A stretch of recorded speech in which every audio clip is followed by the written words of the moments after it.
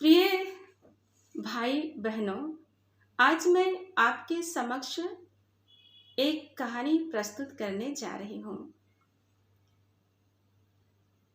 इस कहानी को मैं सभी विवाहित भाई बहनों के लिए समर्पित करती हूँ और ये कहानी उन भाई बहनों के नाम पर भी है जो विवाह योग्य हैं। प्रिय भाई बहनों, एक समय की बात है। एक गांव था जिसका नाम बगीचा था। उस गांव का नाम बगीचा इसलिए पड़ा था क्योंकि उस गांव में एक बहुत बड़ा आम का बगीचा था। उस आम के बगीचे में लगभग 200 आम के पेड़ थे और उस बगीचे में लगभग हर पेड़ पर बहुत प्रकार के पक्षी रहते थे, अपनी अपनी घोंसला बनाकर। उस बगीचा में एक आम का पेड़ था जिसका नाम था राजा डेरा। ऐसे तो पूर्वजों के द्वारा उस बगीचा में जितने भी आम के पेड़ थे सभी का नामकरण किया गया था। तो जैसे कि मैंने बतलाया, एक आम का पेड़ जिसका नाम था राजा डेरा, उसमें एक मैना पक्षी का नौ दंपति आकर निवास करने लगते हैं। बहुत खुशी खुशी उस आम पेड़ पर आते हैं और वे अपना डेरा डालते हैं। धीरे धीरे मिलकर घोंसला के रूप में वे अपने लिए एक सुंदर घर बनाते हैं। जब कभी मैना पक्षी जो पत्नी थी उसका नाम था रानी और उसका पति उसका नाम था राजा, ये बहुत खुश थे और वहाँ इतने प्रकार के पक्षियाँ रहा करते थे, उनको देखकर भी वे बहुत खुश थे। और आस पड़ोस में भी और भी आम के पेड़ थे, उसमें भी बहुत मैना पक्षी रहते थे।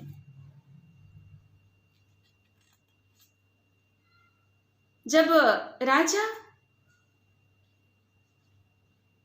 दाना पानी खोजने के लिए जाता था तो कभी कभी जब ये अपने घोंसला रूपी घर का आकार दे रहे थे उस समय रानी बहुत खुशी खुशी तिनकों को चुनकर लाती थी और घोंसला को बीनती थी और इस तरह से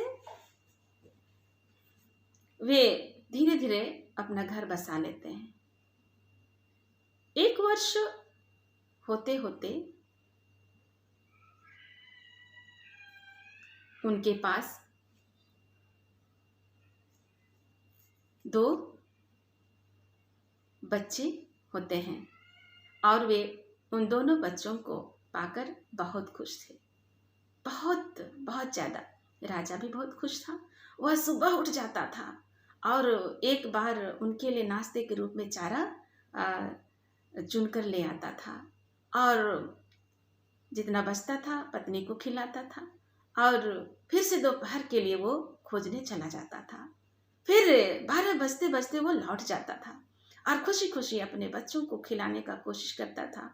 अपनी पत्नी रानी को कहता था खिलाने के लिए और जब रानी देखती थी बच्चों को कम पड़ रहा है तो भी वो नहीं, तुमको भी खाना है, तुम खाएगी तब बच्चे ठीक रहेंगे, ऐसा कहकर उसको खिलाता था। और कभी कभी रानी भाव विह्वल हो जाती थी अपने पति, उस मैना पति राजा का प्रेम को देखकर और उसके आंखों में आंसू छलक पड़ते थे। इसी तरह से उनका जीवन बहुत खुशी खुशी चल रहा था। और शाम में भी वो जल्दी लौट जाता था, चाहे कितना भी लेट हो वह 6 बजे तक पहुंच जाता था। रोज दिन का यही टाइम हुआ करता था। और जब 6 बजकर लेट हो जाता था तो रानी परेशान हो जाती थी। और जैसे हम मनुष्य विभिन्न धर्म पर विश्वास करते हुए हम प्रार्थना करते हैं, पूजा पाठ करते हैं, चर्च जाते हैं, मंदिर मस्जिद गुरुद्वारा जाते हैं और अपने अपने विश्वास के अनुसार प्रार्थना करते हैं, पूजा अर्चना करते हैं। उसी तरह से मैना भी, रानी नामक मैना भी ईश्वर से प्रार्थना करती थी कि उसका पति राजा सुरक्षित घर वापस हो। उनका जीवन बहुत सुंदर था। दोनों बच्चों के लालन पालन में मशगूल थे। लेकिन कभी कभी जीवन में ऐसे उतार चढ़ाव आ जाता है, कैसे कब और क्या हुआ समझ में नहीं आता है। ठीक इसी प्रकार उनके बच्चे 1 वर्ष के हो गए और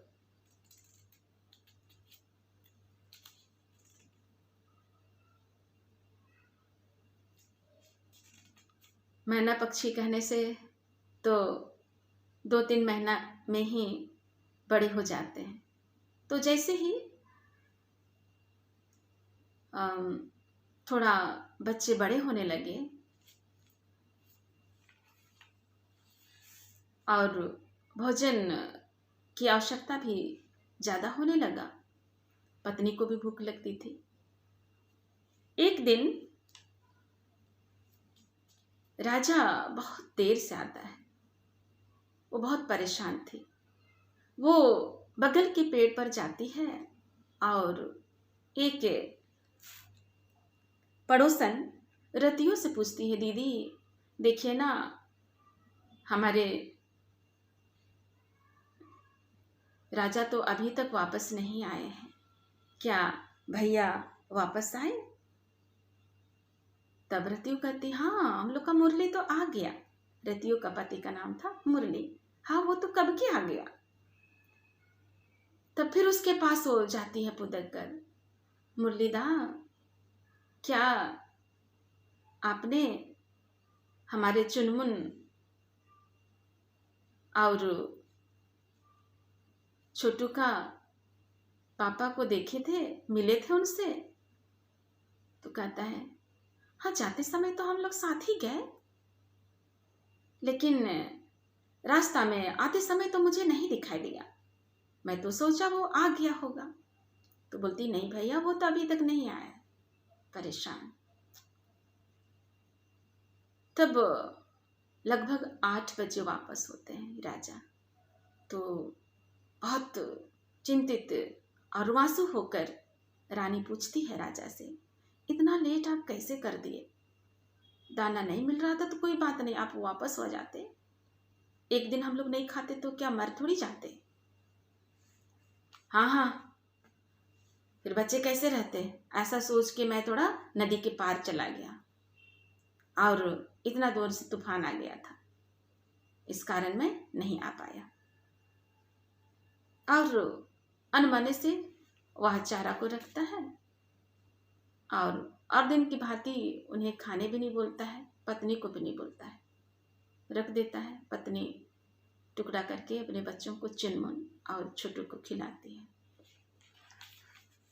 और आप भी लीजिए, हाँ मेरा पेट भरा है। अब वो सो गया और ये सो जाते हैं। रात में नींद नहीं आती, आखिर क्या हुआ अचानक ऐसा परिवर्तन राजा में? ऐसा तो मैं कभी नहीं देखी थी। ऐसा रानी सोचती है। फिर सुबह होता है, फिर से राजा चारे पानी के जुगाड़ में निकल जाता है। रानी बोलती है, जल्दी आइएगा। उस दिन भी दूसरी बार राजा से देर हो जाता है। फिर परेशान हो गई। फिर वो आस पड़ोस में जाकर पूछती है। फिर वही अपनी पड़ोसन रतियो दीदी से पूछती है, दीदी दीदी देखिए ना आज क्या हुआ, फिर से चुनमुन के पापा तो नहीं लौटे हैं, भैया आए क्या? तो फिर बोलते हाँ वो तो 6 बजे ही आ गए। अच्छा अच्छा, जाके तुम गोंदो से पूछो। तो गोंदो के पास जाती है। दीदी उसके पास तो क्या जाऊं, गोंदो तो बीमार है ऐसा मैं सुनती हूँ, आजकल तो वो चारा पानी के जुगाड़ में नहीं जा रहा है। अरे हाँ ना। तो फिर मन मन उसको कर आ जाते हैं। फिर तीसरा दिन भी वही होता है।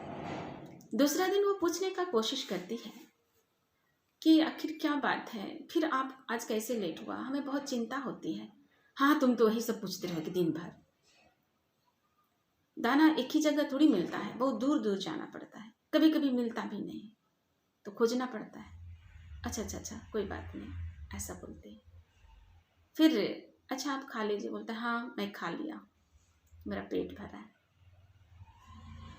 तो फिर बच्चों को खिलाते हैं, फिर वो सो जाते हैं। इसी तरह कई दिन गुजरता गया। एक दिन की बात है, जब मुरली दाना पानी जुगाड़ कर वापस लौट रहा था, उसने राजा को एक कुसुम के पेड़ पर बैठा हुआ देखा और उस समय 6:05 हो रहे थे। और मुरली नामक मैना सोचने में मजबूर हो जाता है, अरे 3-4 दिन से तो बहुत परेशान है रानी, और राजा 6:05 अभी तक कुसुम पेड़ पर बैठा है, आखिर ये कर क्या रहा है? फिर वह थोड़ा देर वहां रुकता है, बगल के एक डूमर के पेड़ पर, और वह इधर उधर देखता है इसके साथ और कोई है कि नहीं, अकेला यहाँ क्या कर रहा है। तब वहां पर देखता है कि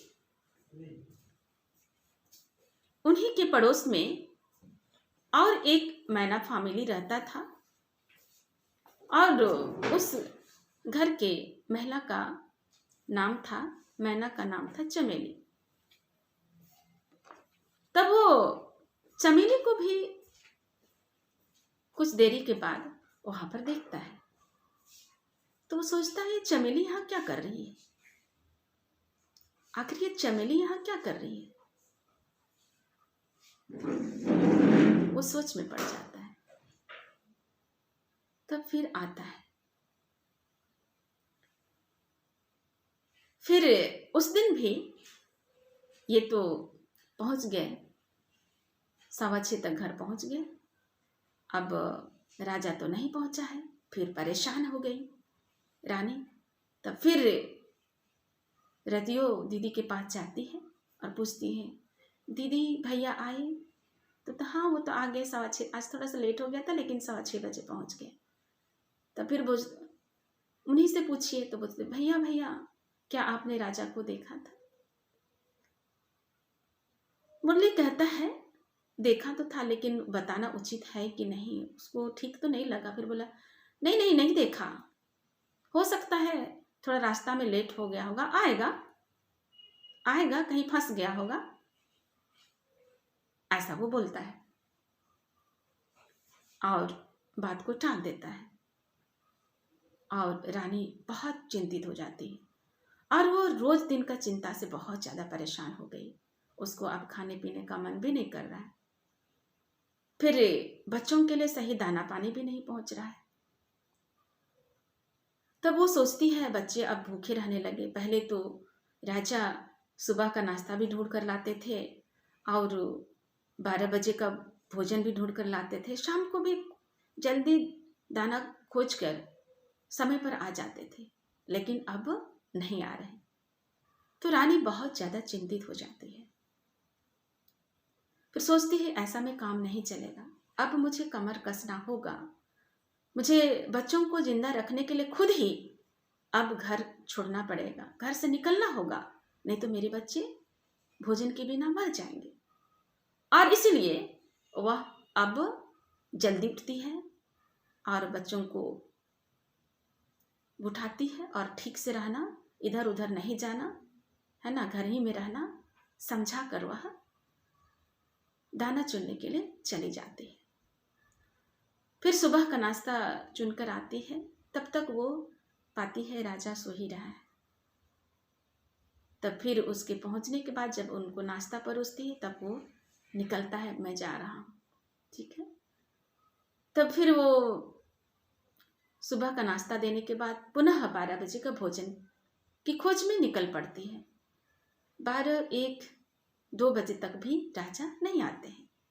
परेशान तो होती है, लेकिन अब धीरे धीरे राजा रानी को घुड़कने भी लगे थे और इसीलिए वह उसको पूछना उचित नहीं समझ रही है। उसे अच्छा नहीं लग रहा है, परंतु पूछना भी उचित नहीं समझ रही है। जितना अपने तरफ से हो रहा है वो संभालने की कोशिश कर रही है। तब उस दिन भी शाम का भोजन वो चुनकर लौट आई, तब तक नहीं आए। देखती है तो क्या लाए, बस भोजन के रूप में वो एक ग्रासोफर लेके आए, एक फाफल लेके आए। फिर उसको अनमने से रख दिए, खाओ या नहीं खाओ। और खुद भी चुन के लाई थी और इसलिए वो बच्चों को दाना खिलाती है। और उसी दिन की बात है, जब वो शाम में फिर से नहीं पहुंची, तब वह आज रतियों के पास नहीं, लेकिन आज वह तिरियों के पास गई। कहती है, तिरियो भैया, क्या आपने हमारे राजा को देखा कहीं रास्ता पर? हमारे चुनमुन के पिताजी अभी तक नहीं आए हैं। तो कहता है वो, हाँ देखा तो था, हम लोग 6 बजे हम लोग गुलेची टोंगरी को पार कर रहे थे, वहीं पर कुसुम का पेड़ भी है, मैंने कुसुम के पेड़ पर देखा था। ओ, हो सकता है और चारा चुनने में लगे होंगे, वो वापस आ जाएंगे। तो अच्छा ठीक कहकर रानी चली जाती है। तब तिरियो अपनी पत्नी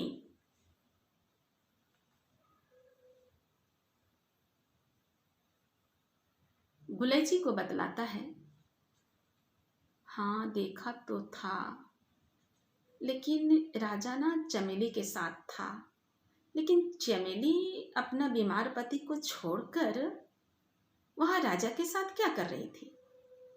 उसको तो जल्दी आ जाना चाहिए। तब गुलेची अपना पति तिरियो से पूछती है, तो चमेली के पति को हुआ क्या है? अरे बीते महीना वो भी हमारे जैसा चारा चुगने गया था, तो अचानक आंधी आ गया और वो उड़कर आ ही रहा था, उसी समय एक डाली गिर गया और उसके दोनों पैर में लगा और दोनों पैर उसके टूट गए हैं। तब बोले जी, तब तो वो बिल्कुल उड़ने नहीं में समर्थ नहीं होगा। हाँ बेचारा बिल्कुल नहीं सकता है, अभी पड़ा है बिस्तरा में। तो चमेली तो अच्छी तरह से ख्याल रख रही है ना, क्या पता चमेली आ, को तो लोग कह रहे थे कि बिल्कुल भी ध्यान नहीं रख रही है अपने पति का। और एक दिन मुरली भैया उसको देखने गए थे, तो वो तो भूख से कराह रहे थे। तो उसने पूछा, मुरली भैया ने पूछा, तो उसने कहा कि चमेली तो कहती है इन दिनों भोजन ही नहीं मिल रहा है। तो भैया ऐसे काम नहीं, हम लोग तो चुन के लाए थे, नहीं पता नहीं शायद उससे नहीं मिल रहा होगा। वो कह रही है कि मैं बहुत प्रयत्न कर रही हूँ लेकिन भोजन नहीं मिल रहा है। और वो बहुत चिंतित भी लग रहा था और भूख से उसका शरीर भी सूखता चला जा रहा है। अच्छा, गुलैची और तिरियो दोनों चिंतित हो जाते हैं। अब कहे भी तो क्या कहें, ना कुछ करते बन रहा था और ना कुछ करते बन रहा था। इसी तरह से कुछ कुछ बातें उनको अच्छा नहीं लग रहा था, लेकिन कह नहीं पा रहे थे। और इधर बेचारी रानी भी बहुत परेशान। एक दिन की बात है, वह सुबह का चारा चुकर लाई, बच्चों को खिलाई, फिर दोपहर को निकली, लेकिन दोपहर में ही मूसलाधार वृष्टि होने लगी। और इसके पहले भी बहुत जोर का तूफान आया था। इस कारण उनका घोंसला भी थोड़ा तहस नहस हो गया था और उसको बना भी नहीं पाई थी। वह अपने पति राजा को कई बार बोली बनाने के लिए, बिनने के लिए, लेकिन वो ध्यान भी नहीं दिया। लेकिन भी बच्चों को भूखा नहीं रख सकने के कारण वह दाना चुगने निकल जाती है। और दोपहर में मूसलाधार वृष्टि होने के कारण वह फंस गई और तेज हवा भी चल रहा था और ओले भी गिरने लगे। वो उड़कर अपने बच्चों तक पहुंचना तो चाह रही थी, परंतु उसी दरमियान एक ओला उसके सिर पर गिर गया और बेचारी रानी गिर पड़ी और बेहोश हो गई। और 1 घंटा मूसलाधार वृष्टि होती है और वह पड़ी रही, होश ही नहीं आ रहा है। तब लगभग 2-2:30 बजे सूर्य का प्रकाश निकलता है और उस पर पड़ता है। जब धूप लगता है, उस पर धूप पड़ता है, तो ठंडक कम पड़ने के कारण उसे होश आता है। वो जल्दी से उठती है और उड़ूंगी सोचती है, उड़कर अपने बच्चों तक पहुंचना चाहती है, परंतु भीगे हुए होने के कारण उसका पंख उसको मदद नहीं पहुंचा रहा था उड़ने के लिए। वो उड़ नहीं पा रही थी। अपने पंख को फड़फड़ाना तो चाहती थी, लेकिन उसमें ताकत भी नहीं था।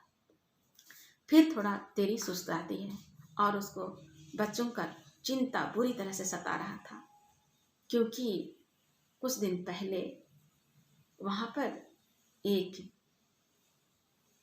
नागिन आई थी और वह बड़ी मुश्किल से बच्चों को बचाई थी।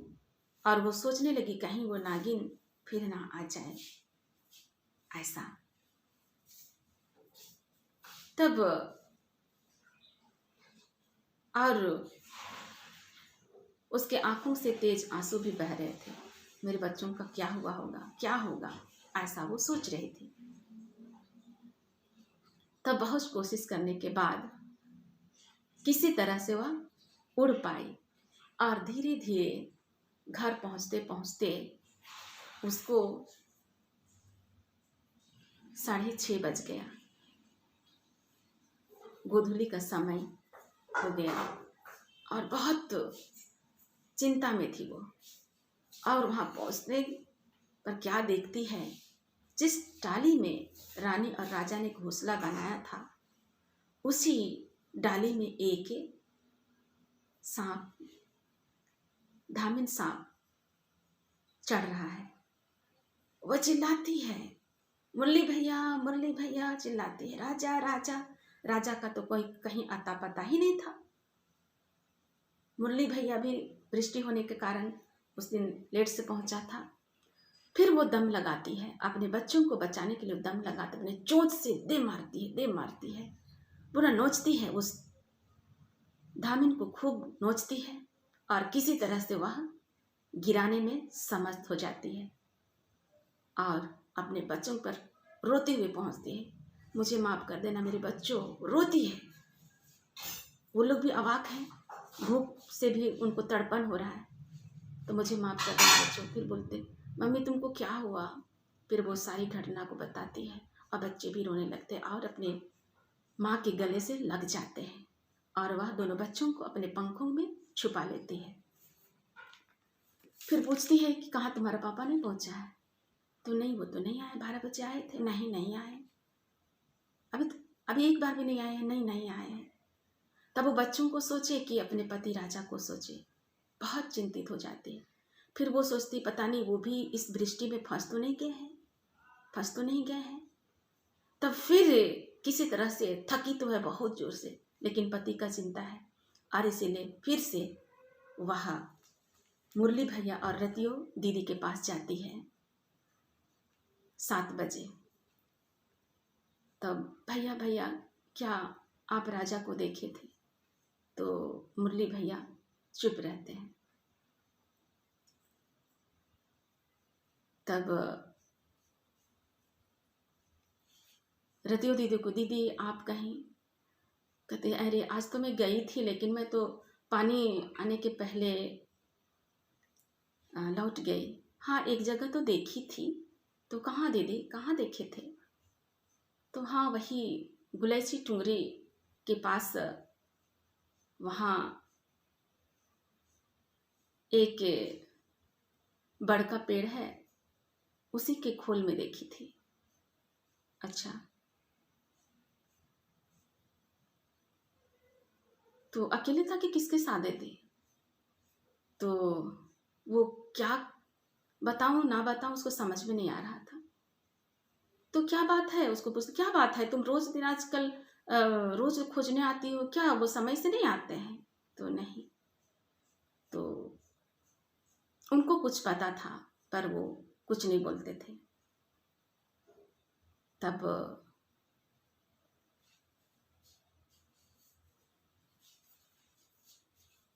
मुरली भैया को पूछते, बताइए ना भैया आप। हाँ, मैं तो वृष्टि के बाद लौटा, किसी तरह से मैं एक पेड़ के नीचे बच गया। और भैया आप कहीं देखे थे? हाँ, मैं तो उसी कुसुम पेड़ में देखा था। शायद वृष्टि के कारण नहीं वापस हुए होंगे, फिर आ जाएंगे। अच्छा, फिर वह मन महसूस कर लौट आती है। करे तो क्या करे, उस दिन काफी देर से लौटे राजा, लगभग 8 बजे, और वो बहुत चिंतित। फिर आई तो पूछी, इतना लेट गया? हाँ, पानी में फंस गया था। तो फिर भी बाकी लोग भी तो पानी में फंसे, इतना देर? हाँ, तुमको तो सवाल जवाब ही करना आता है और कुछ नहीं आता है। फिर उसको डांट देते हैं, चुप हो जाती है। फिर वो क्या बताई, वो कैसे बेहोश हो गई थी, कैसे पहुंची, कैसे बच्चों को उस धामिन से बचाई, वो बता भी नहीं पाई, अपने दुख को बताने भी नहीं सकी। आखिर सुनने वाला पूछे तभी तो बताए। फिर दूसरा दिन भी उसी तरह से वो चारा चुगने और चुनने के लिए जाती है, अपने बच्चों को सोचकर। और बहुत आज फिर उसको डर भी है कि कहीं वो धामिन फिर से वहाँ ना आ जाए। फिर रतियू दीदी के पास जाती, दीदी देखिए ना, मैं दाना चुनने जा रही हूँ, थोड़ा मेरे बच्चों का ख्याल रखिएगा। फिर बोलती, हाँ रे, 12 बजे का तो मैं भी निकलूंगी, पता नहीं आपका भैया कितना जल्दी आते हैं, बोल दूंगी ऐसा। तब वो उस दिन उसको भी दाना खोजने में थोड़ा सा लेट हो रहा था और चाह रही थी कि दूसरा दिन सुबह के लिए भी वह चुन ले, ताकि थोड़ा बच्चों के साथ समय बिता पाए, क्योंकि इन दिनों वह बच्चों से समय व्यतीत करने नहीं सक रही थी। तब वह उसी गुलैची टोंगरी की तरफ से वो उड़ान भरते हुए आ रही थी। वो पहली बार अपने पति राजा को उस कुसुम पेड़ पर देखी। उसके बाद वह उसी के सामने एक बड़ का पेड़ था, वहां बैठ गई और वह अपना पति को देखने लगी। फिर वह क्या देखती है, थोड़ा देरी में गोलू की पत्नी, जिसका दोनों पैर टूट गया था, उसकी पत्नी जिसका नाम चमेली था, वहां उड़कर आती है। और जैसे ही वहां पहुंचती है, राजा खुश हो जाता है और बहुत इतना खुश हो जाता है और अपने पंखों से उसको संवारने लगता है। और वो अकबका कर देखने लगती है, क्या यह मेरा राजा है कि कोई दूसरा है? वो हैरान और परेशान होकर वो देखती है। फिर वो गौर से फिर थोड़ा निकट आती है एक डूबर के पेड़ में। तब वहां बैठकर देखती है कि हाँ, ये तो राजा ही है और ये तो चमेली है। ये चमेली यहाँ क्या कर रही है? इसका अभी तक तो इसको घर में होना चाहिए। सुनी हूं कि इसका पति बीमार है, उसका पति का पैर टूट गया है।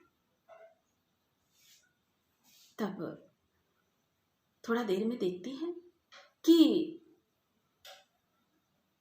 वह राजा अपने चोंच से उसके शरीर को संवार रहा है। वो हैरान हो जाती है, बहुत परेशान हो जाती है, आखिर ये कर क्या रहा है? और थोड़ी देर में वह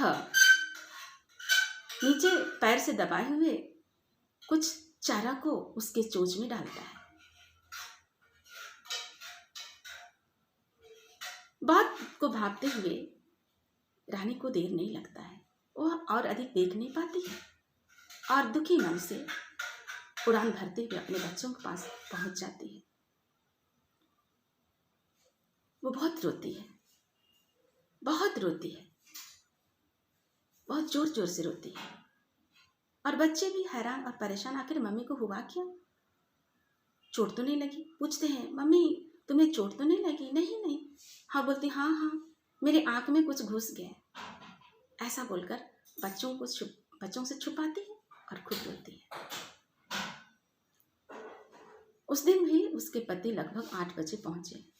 कहाँ था, क्या कर रहा था? हाँ, नदी के पार चला गया था। आज भी पानी आने लगा था, जबकि ये भी गई थी और उधर पानी नहीं था, और कहती पानी आ रहा था और वो तो सब कुछ देखी थी।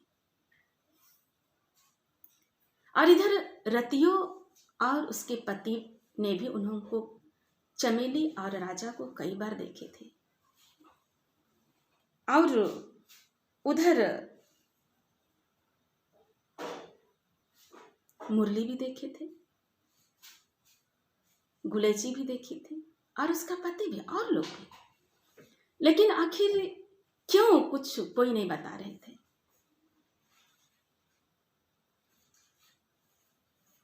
फिर एक दिन कुछ ऐसा ही हुआ और वह उस दिन तो और भी लेट हो गया। 9 बज रहा है, पहुंच नहीं रहा है। तो फिर वह मुरली और रतियों के घर पहुंची। पूछती है कि भैया कुछ बताइए ना, अभी तक राजा नहीं आया। मैं बहुत परेशान हूं, करूं तो क्या करूं, रोने लगी। तब रतियो, जो भली स्त्री थी, वो सोचने लगी, अगर मेरे साथ ऐसा होता तो मैं क्या करती। उसका दिल गवाह देता है और उसको शक्ति मिलता है, और वो सोचती है, अपने पति से भी बात करती, नहीं, हम लोग को इस बेचारी से इन बातों को नहीं छुपाना चाहिए, हम लोग को बताना चाहिए कुछ गलत हो रहा है इसके साथ। चमेली की भी ऐसा नहीं करना चाहिए, उसको अपने पति का ख्याल करना चाहिए। और चमेली ऐसा क्यों कर रही है? लेकिन बोलेगा तो कौन? बोलेगा वही बुरा हो जाएगा। प्रिय भाई और बहनों, बहुत मुश्किल से हिम्मत जुटाई रहती हो और उसके घर को बचाने की कोशिश में लग जाती है। बताओ ना बताओ में दीदी बहुत रिक्वेस्ट के बाद, जबकि खुद भी जान रही थी, है ना, लेकिन क्या करें। तब उन्होंने थोड़ा सा कहा, कुछ तो अच्छा नहीं है, ऐसा ऐसा, ये बातें हम लोग कई दिन से देख रहे हैं। तब उसको विश्वास हो जाता है कि मैंने जो देखा था ये भी सही था। और लगभग राजा अपने परिवार को छोड़ दिया था, न पत्नी का ख्याल रख रहा था, न बच्चों का ख्याल रख रहा था। और चमेली का पति भी, जिसका पैर टूट गया था, उसका स्थिति खराब होता चला गया। और जब बात को जानी, रानी रो रो कर अपने पति को समझाने की कोशिश करती है, डांटती है, बच्चों का ख्याल के बारे में कहती है। शुरू में तो वो बहुत झूठ बोलता है, बहुत झूठ बोलता है, और उसको बहुत डांट टपट करता है, बहुत ज़्यादा, और हारने जैसा हो जाती है। लेकिन जब आंखों देखी बात सभी ने बतलाया तो सबकी बात को हिम्मत करके बोली, तो भी उसकी बातों पर आने वाला नहीं था राजा। और बहुत मुश्किल से वह अपने पति राजा को घर वापस के बारे में बोलती है। कई बार उसको मारने की भी धमकी देने लगा और उसको मारा भी, लेकिन भी वो हारती नहीं है अपने बच्चों के लिए। इसी दरमियान कुछ लोगों को भी जो अच्छे थे, उनको लगा कि इसके घर को हमें बचाना चाहिए। उन्होंने राजा को समझाने का कोशिश किया, और फिर भी वो नहीं समझता है, नहीं समझता है, और वह लगभग घर को छोड़ दिया। और इधर चमेली का पति का भी निधन हो गया। अब चमेली तो चमेली ही थी, उसको सब कोई जानते थे, वो गंदी थी, और इसीलिए वह राजा ही नहीं, राजा को छोड़कर और किसी राजा के पीछे पड़ गई, है ना। और वो देखने में बड़ा चरहरा था, बहुत हैंडसम था, मैना ही था, लेकिन बहुत फुदक रहा था, बहुत अच्छा दिख रहा था, और उसके पीछे ललचाई और उसके पीछे पड़ गई। और हुआ क्या, हुआ क्या, एक दिन वो मैना जो छैला था किसी बात से नाराज हुआ चमेली पर, और इतना मारा कि उसका दोनों पैर तोड़ दिया और दोनों पंख भी तोड़ दिया, क्योंकि उसके बारे में वो जानता था। और वह अब खुद भी बिना दाने पानी का रहने लगी। अब बताइए, क्या उसका जीवन अधिक दिन होगा? और इधर राजा जो अपने परिवार को छोड़ चुका था, वो कहीं का नहीं रहा, कहीं का नहीं रहा। जब तक उसका ताकत था, इधर उधर मटकता रहा। और रानी जो अच्छी मन दिल आत्मा की पक्षी थी, वह अपने बच्चों को दुनिया कि तूफान से बचने सिखाती है। जब थोड़ा बड़े होते हैं उन्हें ले जाती है साथ में और उन्हें दाना चुगने के लिए सिखाती है। जब वर्षा हो तो कैसे बचना है उसको सिखाती है। कोई सांप आए तो कैसे बचना है उसको सिखाती है। कोई जानवर आए उसकी ओर लपके तो कैसे बचना है। अगर ईगल आए तो कैसे बचना है, तूफान से कैसे बचना है, सबको सिखाती है। और कैसे दाना चुगना है, किन स्थानों पर दाना चुगना सुरक्षित है, इन सबको सिखाती है। और कबीले में रहते हैं और जब हम पक्षियों के ग्रुप में रहते हैं तो भी छोटे बड़े का ध्यान रखना है, इज्जत सम्मान से रहना है, उनको सिखाती है। अकेले सिखाती है और बड़ी हिम्मत से सिखाती है।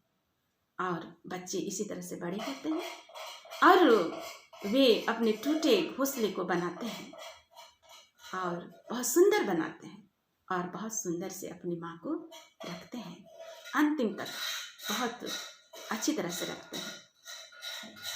और इसी दरमियान एक दिन वे खा पीकर टहलने के लिए निकलते हैं।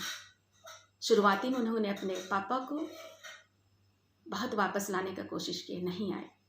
और जब एक दिन बड़े हुए बच्चे और दोनों बच्चे चुन्नू और छोटू अपनी माँ के साथ दोपहर का भोजन खा के टहलने निकलते हैं। और आम पक रहा था। एक दिन पहले तूफान भी आया था। तब वो चिंता तो करती थी बीच बीच में, लेकिन हम किसको मना सकते हैं, जो समझते हैं, जो सुनते हैं, उन्हीं को मना सकते हैं। और जब चुनते अचानक ये बच्चे दोनों आम खा रहे थे, उसी समय इसको अपने पति राजा की याद आती है। आखिर कैसे होंगे, कहाँ होंगे। मैं इतना उसको समझाई, इतना वापस लाने की कोशिश की, लेकिन नहीं समझा। वो उसके आंख में आंसू आ गए और उसकी बेटी चुनमुन का दृष्टि उस पर पड़ता। माँ तू क्यों रो रही है? नहीं, कहाँ रो रही, नहीं रो रही। और इसी दरमियान अचानक एक पेड़ के नीचे उसका दृष्टि जाता है। उसको वहां पर एक गिरा हुआ पक्षी देखती है और उसको बर्दाश्त नहीं होता, तो वहां उड़कर जाती और देखती है। वो तो राजा था। देखिए, एक पत्नी और एक माँ, वो दुखी हो जाती है, रोती है। फिर चुनमुन और छोटू को बुलाती है और वे उसको उठाते हैं। सचमुच वो मर गया था और वे उनका दाह संस्कार करते हैं। प्रिय भाइयों और बहनों, हम मनुष्य के जीवन में, आज के परिवेश में ऐसी बहुत सारी हवाएं चल रही हैं। हम मनुष्य भी ऐसी गलतियां करते हैं और हम इतने अंधे हो जाते हैं कि हम बुराई में हैं कि अच्छाई में हैं, ये हमें समझ में नहीं आता है। आज इसी गलत संगति और गलत विचार के कारण कितना सुंदर सुंदर परिवार टूट जा रहा है। कितना परिवार, कितने बच्चे माता पिता के होने के बावजूद अनाथ सा जीवन जी रहे हैं। कितने बच्चे संपन्नता का जीवन जीते, अच्छे स्कूल में पढ़ते, अच्छा भोजन खाते, अच्छा कपड़े पहनते, लेकिन आज हम माता पिता की गलतियों के कारण आज हमारे ही बच्चे, बहुत सारे बच्चे भोजन के लिए तरस रहे हैं, अच्छे कपड़ों के लिए तरस रहे हैं और अच्छे घर के लिए तरस रहे हैं, अच्छे स्कूल में नहीं पढ़ पा रहे हैं। आज मैं आप सभी भाई बहनों के बीच में एक प्रश्न छोड़ती हूँ। हम पढ़ लिख के नौकरी पेशा करने के बावजूद, नौकरी पेशा में होकर, अच्छे कृषक होकर, डॉक्टर, इंजीनियर, टीचर, नर्सेस, आज अच्छे किसान भी हैं, कई बार कहाँ कमी होती है और हमारा जीवन इस तरह से चरमरा जाता है। प्रिय भाइयों बहनों, आज ईश्वर, अल्लाह, भगवान, जिस किसी धर्मावलंबी के हम हैं और जिस किसी धर्म को हम विश्वास करते हैं, ईश्वर सभी के जीने खाने के लिए एक जुगाड़ देते हैं। आज आप जितनों के पास नौकरी है, ईश्वर आपको नौकरी दिया है और उससे जो आमदनी होता है उससे हम काबिलियत के साथ अपना सब कुछ हम जुगाड़ कर सकते हैं। आने जाने का खर्च उठा सकते हैं। अगर हम विवाहित हैं तो हम बच्चों का पढ़ाई लिखाई, कपड़े लत्ते सबका हम प्रबंध कर सकते हैं। आज मैं एक सच्चाई के बारे में बतलाना चाहूंगी कि बहुत सारी महिलाएं, खासकर हम क्या करते हैं, हम लिफ्ट लेते हैं। बहनों, ईश्वर ने आपको नौकरी दिया है, आप समर्थ हैं। आपको जितना पैसा मिलता है उससे आप समर्थ हैं। अपने आने जाने का खर्च उठा सकती हैं, आप अपने पहनने का खर्च उठा सकती हैं, आप रहने का व्यवस्था कर सकती हैं आप। लेकिन मुझे दुख के साथ कहना पड़ता है या पड़ रहा है कि बहुत सारी बहनें क्या करती हैं, गलत फायदा उठाती हैं। मैं क्यों बस भाड़ा खर्च करूं, मैं ऑटो भाड़ा क्यों खर्च करूं, मैं गाड़ी क्यों हायर करूं, और इसीलिए फलाना चाहता है उससे मैं लिफ्ट ले लेती हूँ। अर्जेंट में आप एक बार जाती हैं, 2 बार जाती हैं, ठीक है, लेकिन आप पेशा मत बनाइए। आप खुद ही जानती हैं, इसी हमारी गलती के कारण आज बहुत सारी महिलाएं दूसरे घर के टूटने के कारण बन रही हैं। सिर्फ महिलाएं नहीं, आप मेरे जो पुरुष भाई हैं, आप सबों से भी मैं कहना चाहूंगी, आप कभी किसी को मदद करते हैं 1 दिन 2 दिन, ठीक है, आप मुझसे ज्यादा जानते हैं, लेकिन आप ये मौका क्यों देते हैं? आपको ये मौका नहीं देना चाहिए। आपके बच्चे, आपकी पत्नी जिनसे आप सुबह छोड़ के जाती हैं, आपका एक एक क्षण आपका इंतजार करते हैं। जब हम विवाह करते हैं, हर धर्म में हमें विश्वास दिलाना पड़ता है एक दूसरे को कि हम मरने तक हम अंतिम सांस लेने तक एक दूसरे के प्रति विश्वस्त रहेंगे। मेरे भाइयों बहनों, परिवार से बड़ा कोई दुनिया नहीं है, परिवार से बड़ा कोई दुनिया नहीं। और इसलिए हम सभी को एक दूसरे का परिवार को ख्याल रखना चाहिए। ये नहीं कि एक दूसरे का परिवार को मौका देखते के साथ बर्बाद कर दें। अगर आपकी वजह से कोई परिवार बिखर जाता है तो आपके जैसा बेईमान इंसान दुनिया में कोई नहीं है, कोई नहीं है। मैं ये भी बदलाना चाहूंगी, हमारा स्टेज होता है, हम विवाह करते हैं, एक परिस्थिति होती है। वैवाहिक जीवन ईश्वर के सृष्टि को सहयोग करने के लिए एक अवस्था है और इसके लिए एक समय निर्धारित है, और हम पवित्र विवाह के बंधन में बंधते हैं। कुछ समय रहता है जिस समय को हम उपयोग करते हैं परमेश्वर की सृष्टि को आगे बढ़ाने के लिए। उसके बाद जब हमारे बच्चे होते हैं, बड़े होते हैं, हमारा स्थिति बदलता है, उसी के अनुसार हमारा जीवन में परिवर्तन होना चाहिए। जब हम विवाह करते हैं, सभी को लगता है कि मेरा पति को कुछ ना हो, पत्नी सोचती मेरा पति को कुछ ना हो, पत्नी सोचती है मेरा पति को कुछ ना हो। लेकिन प्रियो, जब बच्चे होते हैं, माँ के लिए खासकर होता है कि मेरे बच्चे को कुछ ना हो। और आप भाई या बहन हो, हम सभी को एक माँ से उत्पन्न हुए हैं, और इसलिए हम जिस किसी स्थिति में है, जिस किसी स्टेज में है, अवस्था में है, हमें एक माँ के ममता को समझना होगा। हाँ, यहाँ शैतानी शक्ति भी काम करता है।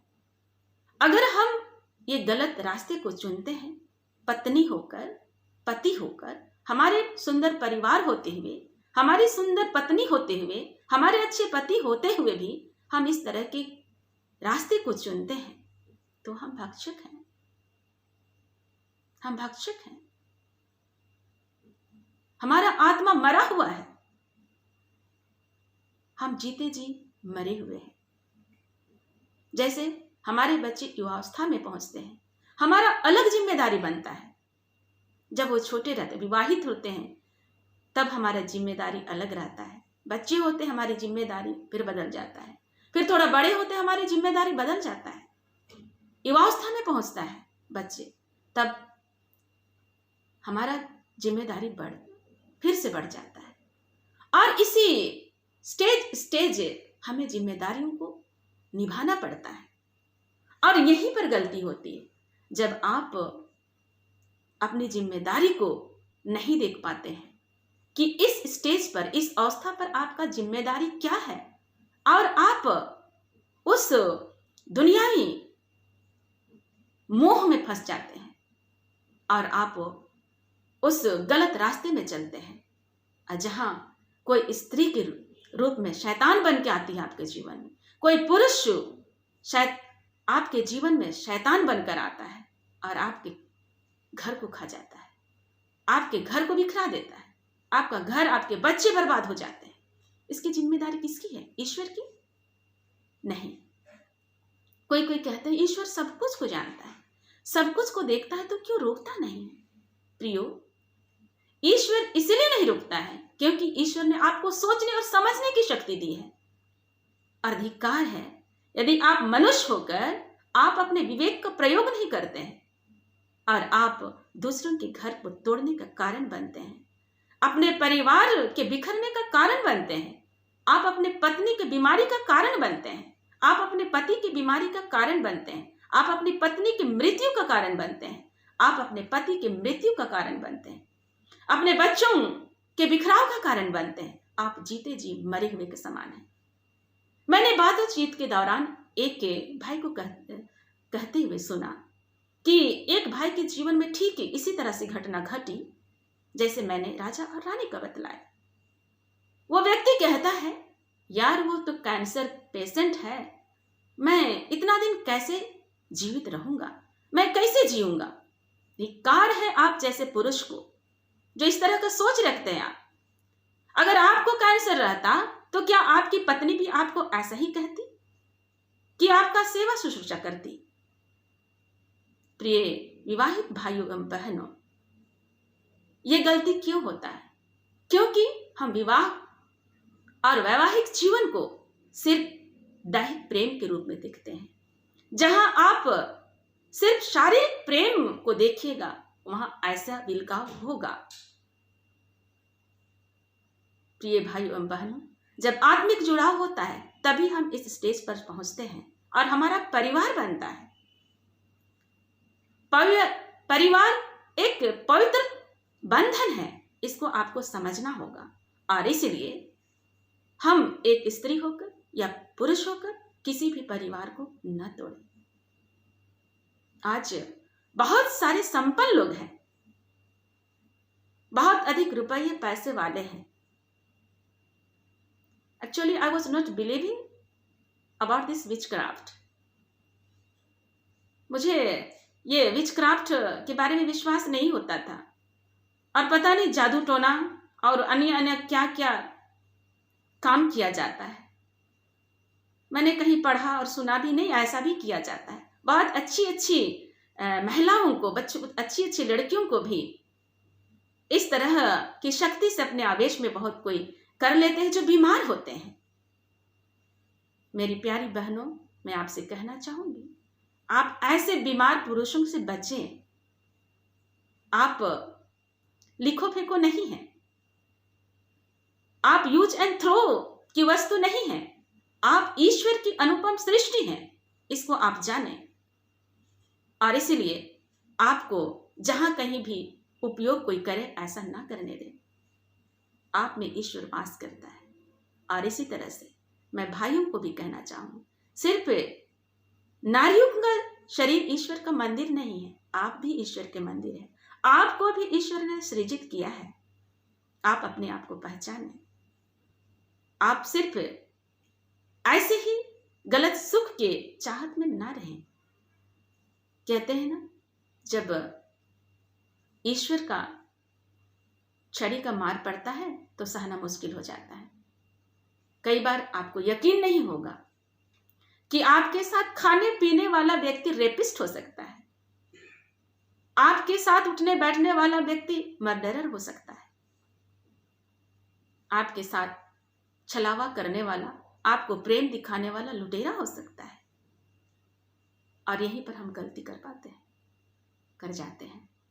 और इसलिए सभी भाई बहनों से मेरी आग्रह, विनम्र आग्रह है कि आप खुद का परिवार भी ना तोड़ें और दूसरों का परिवार भी ना तोड़ें। अपने जीवन को इतना लचर ना बनाएं कि आपको बाहर मुंह दिखाना भी मुश्किल पड़ जाए, आपको दूसरों के पास आना भी मुश्किल हो जाए और आप कपड़े पहनकर भी नंगे ना दिखे। संपन्नता होने के बावजूद आप भिखारी ना लगे। प्यारे भाइयों बहनों, आज अपनी सच्चाई से आप दूर ना हो।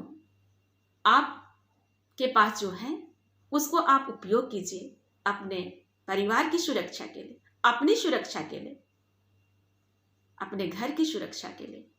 हाँ, परिवार के लिए जितनी माँ की आवश्यकता है पिता की भी आवश्यकता है, जितने पिता की आवश्यकता है उतनी माँ की भी आवश्यकता है। और इसीलिए फिर से मेरा विनम्र निवेदन है कि आप सभी अपने परिवार के साथ दूसरों के परिवार को भी हंसता खेलता देखिए। इसी में बड़पन है। आज हमारे पास कितना रुपया है, कितना बड़ा घर है, कितना बड़ा बंगला है, कौन सा गाड़ी है, कितने गहने हैं, कितने साड़ी हैं, ये मायने नहीं रखता है। हम किस ओहदे पर हैं ये मायने नहीं रखता है। हम डॉक्टर हैं, इंजीनियर हैं, कि टीचर है, नर्सेस हैं, कितना बड़ा ऑफिसर है, ये मायने नहीं रखता है। मायने ये रखता है कि हम वहां रहकर उस जीवन को कैसे जीते हैं। और इसीलिए आइए इस नए साल में हम अपने आप में प्रण करें कि हमारे जीवन में जितनी भी बुराइयां प्रवेश की हैं उनको हम छोड़ें और अपने जीवन को परिवर्तित कर नयापन लाएं और नए तरह से जीवन जिए, ताकि हम कहीं भी जाएं हम शान से चल सके, हम शान से बोल सके, हम इज्जत से खड़े हो सके।